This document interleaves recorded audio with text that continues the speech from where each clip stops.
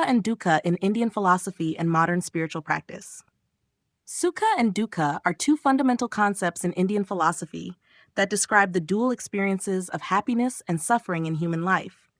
Rather than being simple opposites, they are deeply interconnected, shaping the way spiritual traditions such as Hinduism, Buddhism, Jainism, and yoga understand existence and liberation. Sukha, often translated as joy, ease, or contentment, is more than just fleeting pleasure. In spiritual traditions, it represents a deeper sense of well-being that arises from wisdom, detachment, and alignment with Dharma. Buddhism acknowledges sukha as an essential quality of meditative states, particularly in jhana, deep concentration, but warns that conditioned sukha, happiness dependent on external factors, is temporary. True sukha, according to Buddhist teachings, comes from transcending attachment and attaining enlightenment. Similarly, yoga philosophy encourages cultivating sukha in meditation and postures, balancing effort with relaxation to achieve a steady, peaceful state. In Vedanta, sukha is closely linked to ananda, the pure bliss that is the nature of the self, Atman, and the ultimate reality, Brahman. In contrast, dukkha is the experience of suffering, dissatisfaction, or unease. Buddhism identifies dukkha as the first of the Four Noble Truths, recognizing that life is inherently unsatisfactory to impermanence and craving. Overcoming dukkha is the core purpose of Buddhist practice, leading to liberation, nirvana. Hindu traditions also acknowledge dukkha as an inevitable part of samsara, the cycle of birth and rebirth, where suffering is tied to karma. In this view, true liberation, moksha, is achieved by transcending attachment to temporary joys and sorrows. Yoga philosophy describes dukkha as arising from ignorance, avidya, and attachment to the material world, which can be overcome through disciplined practice and self-awareness. Though sukha is often seen as desirable and dukkha as something to be avoided, Indian philosophy suggests that they are both essential aspects of human life.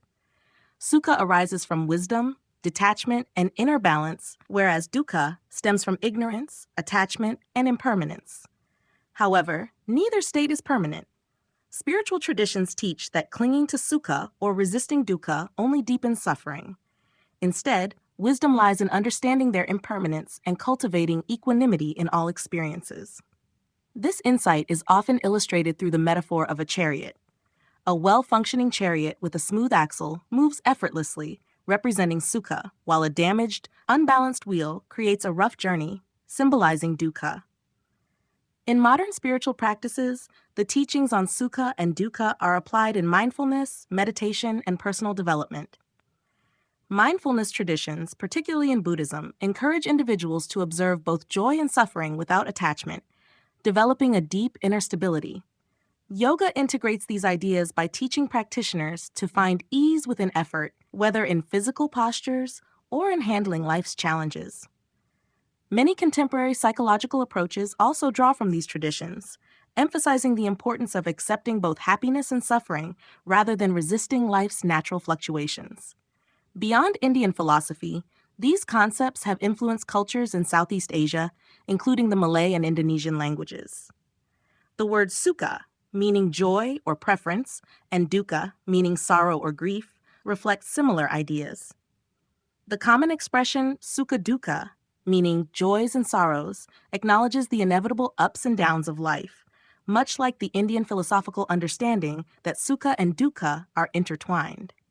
Ultimately, rather than seeking only sukha or avoiding dukkha, the wisdom of these traditions teaches that true liberation comes from recognizing their impermanence. By understanding that both states are transient, one can cultivate a deeper, lasting peace that is not dependent on external circumstances.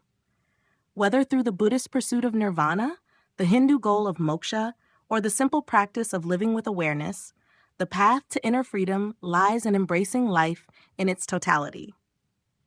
Sukha in Indian philosophy and spiritualism. The Sanskrit and Pali term sukhuk refers to a state of ease, happiness, or bliss. In Indian philosophy, particularly in Buddhist, Hindu, and yogic traditions, sukha is contrasted with dukkha, suffering, or dissatisfaction. It signifies not just temporary pleasure, but a deep and lasting contentment that arises from wisdom, inner peace, and alignment with Dharma, cosmic order. In Buddhism, sukha is associated with meditative absorption, jhana, and the cessation of suffering, nirvana. In the yogic tradition, it appears in Patanjali's Yoga Sutras, where it describes the balance between effort and ease in postures, asanas. In Vedanta, sukha is considered a reflection of ananda, pure bliss, an essential quality of the self, atman, and the ultimate reality, Brahman. Etymology and connection to the Malay word sukha. The Sanskrit sukha is derived from su, good, pleasant, and ka, space, sky, or axle hole, possibly originally meaning a smooth or pleasurable movement, such as a well-functioning chariot. This root idea of ease and smoothness aligns with its spiritual meaning of inner harmony. In Malay and Indonesian, sukha means to like or to enjoy, reflecting a similar sense of pleasure or preference. While the direct linguistic connection between the Sanskrit sukha and the Malay sukha is debated, both words convey the idea of joy and positive experience.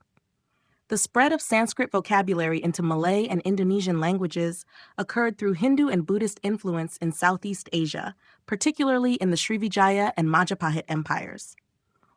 Dukkha in Indian philosophy and spiritualism. The Sanskrit and Pali term duḥkha, duḥkha, refers to suffering, dissatisfaction, or distress. It is a fundamental concept in Indian philosophy, particularly in Buddhism, Hinduism, and Jainism. Dukkha is often translated as suffering, but it encompasses a broader meaning, including imperfection, unease, and the inherent unsatisfactoriness of life. In Buddhism, dukkha is the first of the Four Noble Truths, describing the inevitable suffering in life due to impermanence and attachment. The goal of Buddhist practice is to overcome dukkha through wisdom, ethical conduct, and meditation, ultimately attaining nirvana. In Hinduism, dukkha is tied to the cycle of samsara, rebirth, and karma. The Bhagavad Gita and the Upanishads teach that true liberation, moksha, is achieved by transcending attachment to worldly pleasures and pains. In yoga philosophy, dukkha arises from ignorance and identification with the material world rather than the eternal self, atman. Etymology and connection to the Malay and Indonesian word dukkha. The Sanskrit dukkha is derived from du, bad, difficult, and ka, space, sky, or axle hole, originally suggesting a rough or uncomfortable movement, such as a poorly functioning chariot. This metaphor of discomfort translates into the broader idea of suffering and distress in philosophical texts. In Malay and Indonesian, dukkha means sorrow, grief, or sadness. Like sukha, joy, dukkha was influenced by Sanskrit due to the spread of Hindu and Buddhist culture in Southeast Asia. While Malay dukkha and Sanskrit dukkha are not identical in usage, they share the core idea of emotional pain and suffering. The concept of duḥkha cita, deep sorrow, in Malay reflects a similar understanding of suffering as an intrinsic part of life, much like dukkha in Indian philosophy.